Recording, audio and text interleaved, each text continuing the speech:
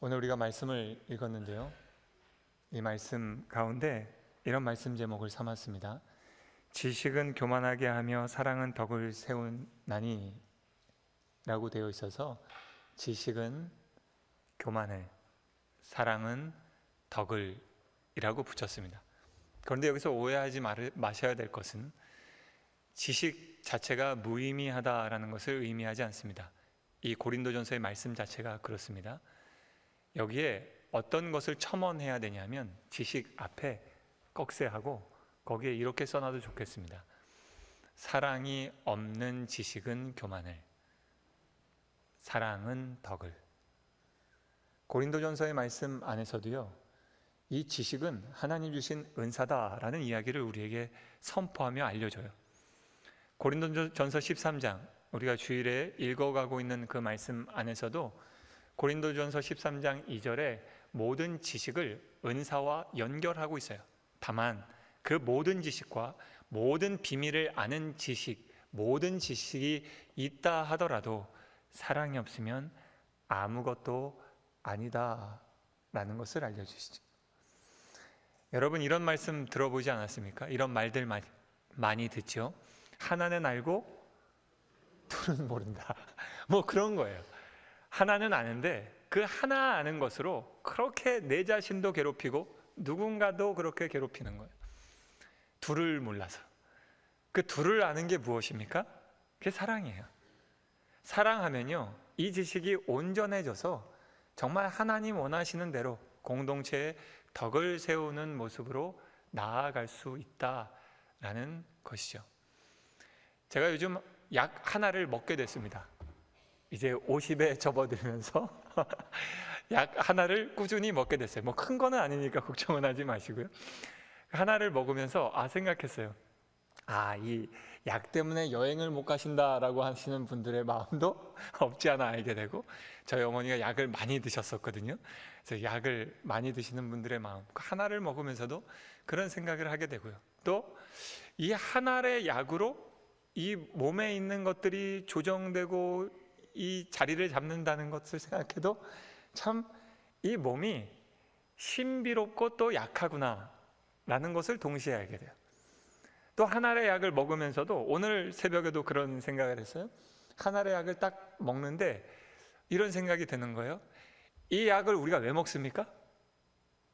이 약이 나를 지켜줄 거라는 생각으로 약을 먹지 않습니까? 그렇게 먹잖아요. 여러분, 그런 신뢰 없이 약을 드실 수 있습니까? 약을 그런 마음으로 먹잖아요. 근데 우리가 어떤 마음으로 성경을 먹습니까? 여러분, 하나의 약이 내 몸에 작용해서 내 몸의 약한 부분을 도와주고 그런 기능을 강화하고 좀 살려줄 거다, 지켜줄 거다, 더 건강하게 해줄 것이다 라는 마음으로 우리가 그 약 하나를 먹잖아요. 귀히 챙겨 먹잖아요. 근데 우리는 어떤 마음으로 말씀을 읽는가라는 거예요. 한 절의 말씀이 우리 삶을 바꿀 수 있다, 내 삶을 지킨다, 이 한날의 삶을 온전하게 할 수 있는 것은 이 하나님의 말씀이고, 하나님의 말씀을 먹고 그 말씀대로 따라 살아갈 때 정말 생명의 삶을 살아갈 수 있게 된다. 아멘. 이라는 이런 고백이 온전히 우리 안에 있는가라는 거예요. 어느덧 심순삼 이제 100일 한 번 지났고요, 다시 100일 새롭게 나아가게 됐어요. 이 심순삼의 말씀 묵상, 일상의 묵상을 해가면서 우리는 어떤 마음으로 주의 말씀을 읽고 먹고 살아가고 있습니까? 다시 이 100일을 맞아 우리가 주의 말씀 앞에 우리의 마음과 몸과 우리의 영혼을 가다듬고 주님 원하시는 생명의 삶으로 초대받은 자답게 함께 이 말씀을 먹고 말씀을 나누고 말씀대로 살아가는 은혜가 있기를 축복하고 소망합니다. 오늘 우리에게 주신 말씀이요, 고린도전서 8장의 말씀. 고린도전서의 말씀을 보다 보면 그 복판에 삶에 관한 이야기가 담겨 있는 것을 보게 돼요. 의도적인 배치다 싶어요. 어떤 말씀을 우리에게 주고 싶으실까요? 여러분, 복음은 예수 그리스도 안에서의 사는 삶은 내 일상의 삶과 별개가 아니라는 거예요. 복음은 교회 안에서만 삶의 원칙이 아니라 복음은 우리 삶의 법칙이라는 거예요. 이 복음이 우리의 삶을 변화시키고 우리의 삶에 온전한 답을 줄 수 있다라고 하는 것이 이 고린도전서 전체가 고백하는 내용이다 싶어요. 그래서 이 고린도전서의 편지를 써갈 때 성령 하나님께서 주시는 지혜로 사도 바울이 성도들에게 받은 질문, 내 일상, 세속에 살아가는 사람들의 그 세속 현실의 여러 문제들을 이 편지 서신의 복판에 담아둔 거예요. 그리고 하나님께서 주신 우리에게 주신 말씀이, 예수 그리스도의 복음이 오늘도 우리의 삶의 답이며 그것이 우리의 삶을 온전케 한다라는 것을 알려주죠. 그 가운데 우리가 나누는 오늘의 말씀, 이 8장은 이렇게 시작해요. 우상의 제물에 대하여는 이라고 되어 있죠. 이게 오늘의 컨텍스트에서는 제사 음식을 먹는가 안 먹는가 정도로 우리는 받아들이기 쉬워요. 그런데 이 고린도전서가 나누어질 당시에 이 우상의 제물에 대하여는 이라고 하는 것은 오늘 우리의 삶과는 많이 달라요. 특수한 어떤 경우가 아니고요, 일상의 삶이에요. 당시에 고대 세계에, 특히 이 고린도와 같은 도시에서 우상에게 바친 제물, 그 가운데 고기를 먹고 안 먹고는 굉장히 중요한 부분이에요. 시장에 유통되는 고기 중에서도요, 이와 같이 우상의 제물로 바쳐지고 유통된 것들이 많이 있어요. 일상의 삶도 마찬가지예요. 우리가 일상의 삶을 할 때 어떤 모임을 하든 어떤 상거래를 하든 무엇을 하든 중요한 것들이 어디에서 이루어졌냐 하면 이 이방 신전에서 이루어졌어요.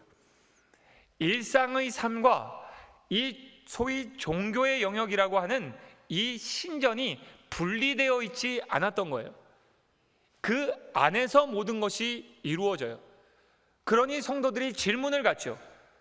우리는 주 예수 그리스도를 예수를 주와 그리스도로 고백하는 하나님의 자녀로서, 예수님을 유일하신 하나님이라고 고백하는 그 하나님의 자녀로서 이렇게 계속 그곳을 드나들며 거기에서 나온 음식을 먹는 것이 맞나 틀린가 라고 하는 문제로 교회 공동체가 갈라져 있었고 질문이 많이 있었던 거예요. 그것을 가지고 사도 바울에게 와서 물었고, 사도 바울이 성령께서 주시는 마음을 따라 풀어 설명한 챕터가 이 고린도전서 8장의 말씀인 거예요. 이 8장이 그래서 시작이 우상의 제물에 대하여는 이라고 되어 있죠. 그리고 이렇게 이어집니다. 우리가 다 지식이 있는 줄을 아나 지식은 교만하게 하며 사랑은 덕을 세우나니. 왜 이런 이야기를 했을까요? 당시에 갈라져 있는데요, 고린도 교회 성도들 안에 이런 마음이 있는 거예요. 약간 이것도 오늘의 컨텍스트와 다릅니다. 오늘의 컨텍스트에서는 우리가 어떤 생각을 합니까? 제사 음식 안 먹고 뭐 그런 거 안 하고 무엇을 안 하면 그것이 믿음이 좋은 거다라고 우리는 여기잖아요. 그런데 이 당시에는 지금 반대로 여겼던 거예요. 어떻게 반대로 여겼냐면, 나에겐 지식이 있어. 어떤 지식이요? 그 지식에 대한 이야기를 한 것이 4절에서 6절의 말씀인 거예요. 제가 한번 읽어보겠습니다. 그러므로 우상의 제물을 먹는 일에 대하여는 우리가 우상은 세상에 아무것도 아니며 또한 하나님은 한 분밖에 없는 줄 아노라 라고 하는 그 지식에 대한 이야기를 해요. 이게 우리 신앙으로 맞잖아요. 그렇죠?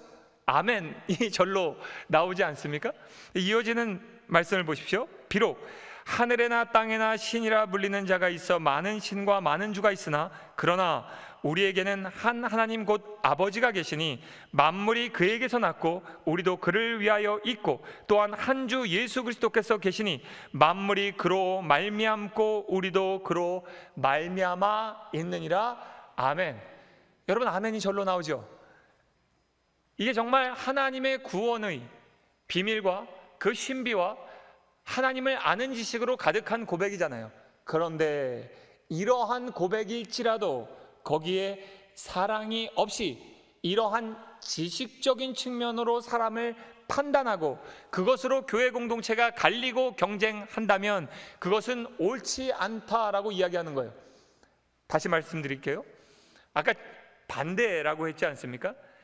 이 고린도 교회는요, 지금 믿음이 약한 자라고 이야기하고 있는 그 믿음이 약한 자가 어떤 사람이냐면 오늘 우리가 생각하는 것과 반대예요.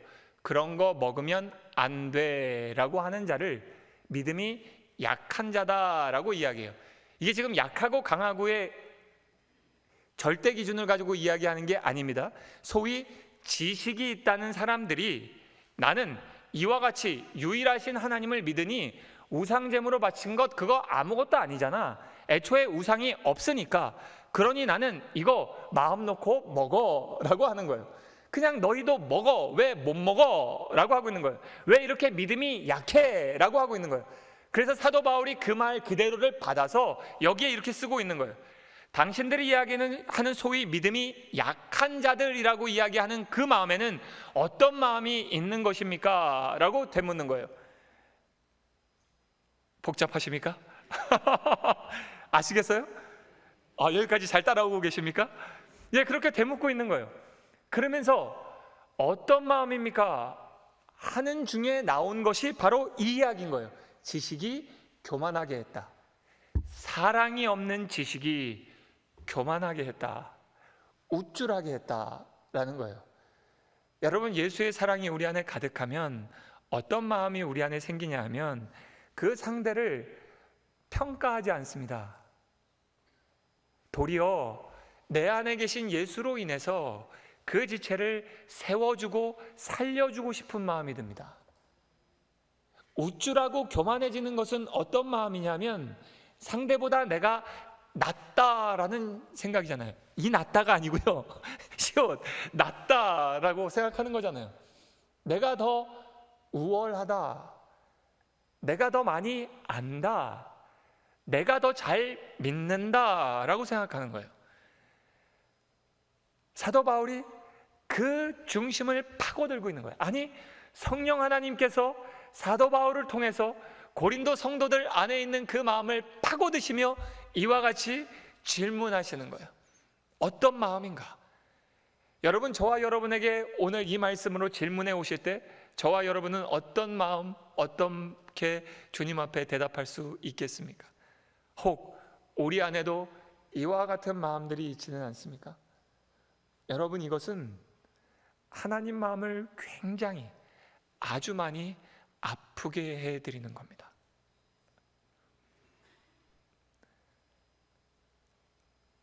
성도들이 서로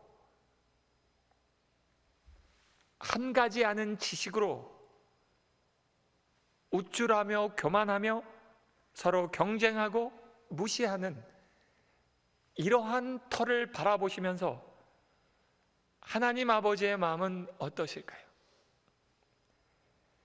이것 때문에 주께서 오셨고 예수께서 십자가 지시고 죽으셔서 그 벽과 담을 허무셨는데 여전히 성도들이 예수를 주와 그리스도라고 고백한다라고 하는 그 성도들이, 그리스도인들이 이와 같이 살아가는 모습을 보시는 아버지 하나님의 마음이 어떠시겠습니까? 그래서 사도 바울이 이와 같이 고백합니다. 지식은 교만하게 하며 사랑은 덕을 세우나니. 3절의 말씀, 누구든지 하나님을 사랑하면 그 사람은 하나님도 알아주시느니라. 여러분, 우리가 그 우쭐한 마음 안에는 어떤 것들이 있습니까? 나 좀 알아봐 주세요 라는 마음이 있잖아요.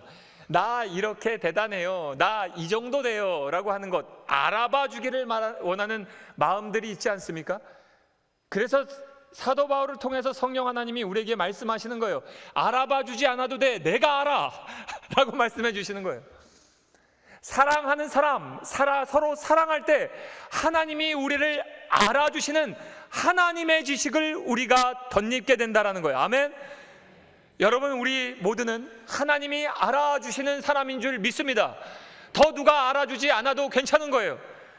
제가 언젠가 수요 기도의 말씀을 나누면서 그런 말씀 드렸어요.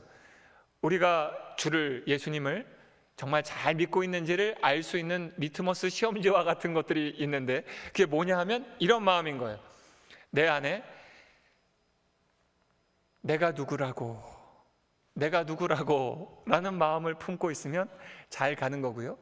반대로 내가 누군데 내가 누군데 이럴 수 있어 라고 하면 그것은 한번 주님 앞에서 우리가 돌아봐야 한다 라고 말씀을 나눴던 기억이 있습니다.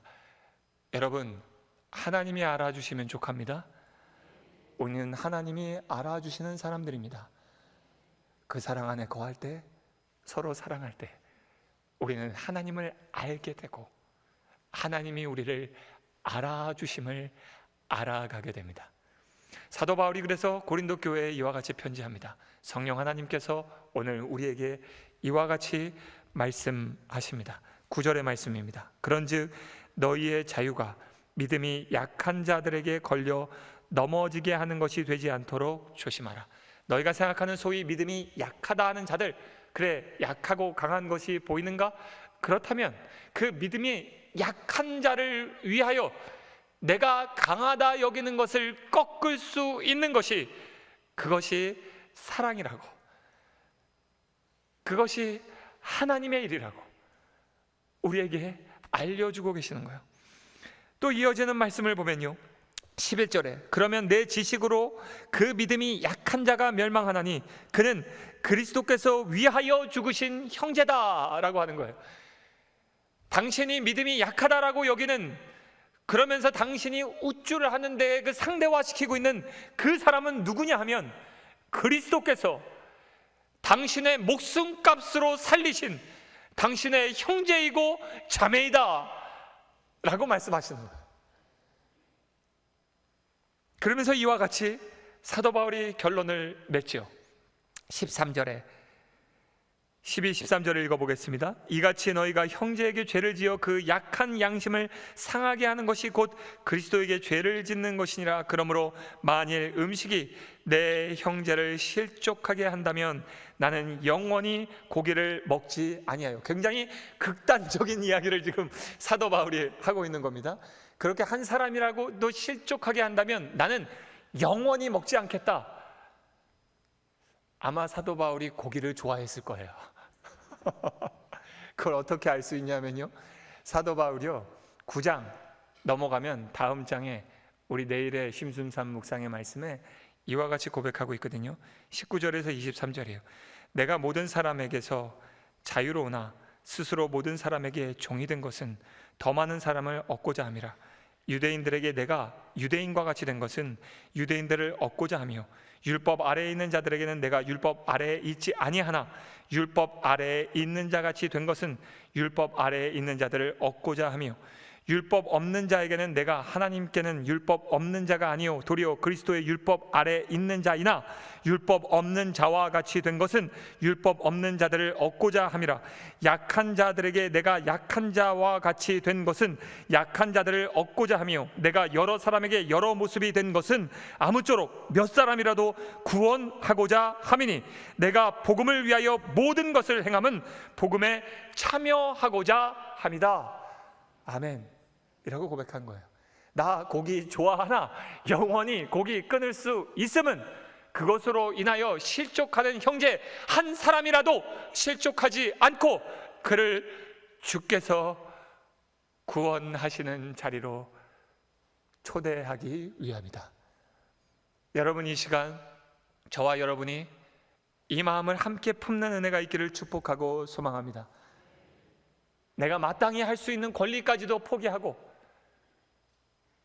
주의 복음이 역사하는 현장에서 온전히 주님만이 드러나실 수 있도록 우리 자신은 그 주님 앞에 날마다 겸손히 엎드려지는 은혜가 있기를 축복하고 소망합니다. 여러분, 그것이 사랑입니다. 살리기 위해서 자신을 내어주는 것, 그의 유익을 위해서 내 권리를 포기하는 것. 여러분, 이것이 어미와 아비의 마음 아닙니까?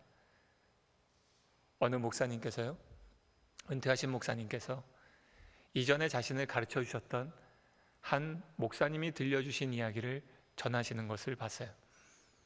그 스승 목사님께서 이북에서 목회자 생활을 하셨던 거예요. 담임 목사님을 도와 성찬을 집례하고 있던 어떤 날에 이북에서 할머니 한 분이 이제 분잔을 마치고요, 포도주를 먹고 분병, 떡을 먹는 시간에 그 떡을 먹지 않고 가져오신 이 가재 수건에 떡을 넣고 이렇게 싸시는 모습을 본 거예요. 그래서 할머니, 왜 그러십니까? 어머니 왜 이것을 싸 가세요? 드셔야죠. 했더니 이 할머니의 말씀이 이렇다라는 거예요. 이게 예수님의 몸이라면서요. 제가 이북 사투리를 잘 못해서 그럼 얼마나 귀한 겁니까? 이 좋은 거 제 손주 먹이려고 제가 싸갑니다. 이러셨다라는 거예요. 여러분, 그 할머니께 누가 교리적으로 그것은 틀렸으니 어서 드세요 할 수 있겠습니까? 예수 그리스도의 몸은 왜 주어졌습니까? 사랑의 확증으로 우리에게 주어졌습니다. 하나님 아버지의 사랑의 확증. 여러분, 성도가 살아가는 삶은 어떤 은혜로 살아갑니까? 내어주신 그 사랑으로 살아갑니다. 여러분, 이 시간 저와 여러분이 혹여라도 오랜 교회 생활에 우리 몸에 붙어있는 이런저런 것 때문에 진짜 핵심을 잃어버린 것이 있다면 이 아침 함께 엎드려 주의 사랑 앞에 함께 다시 온전히 엎드리고 서는 은혜가 있기를 축복하고 소망합니다.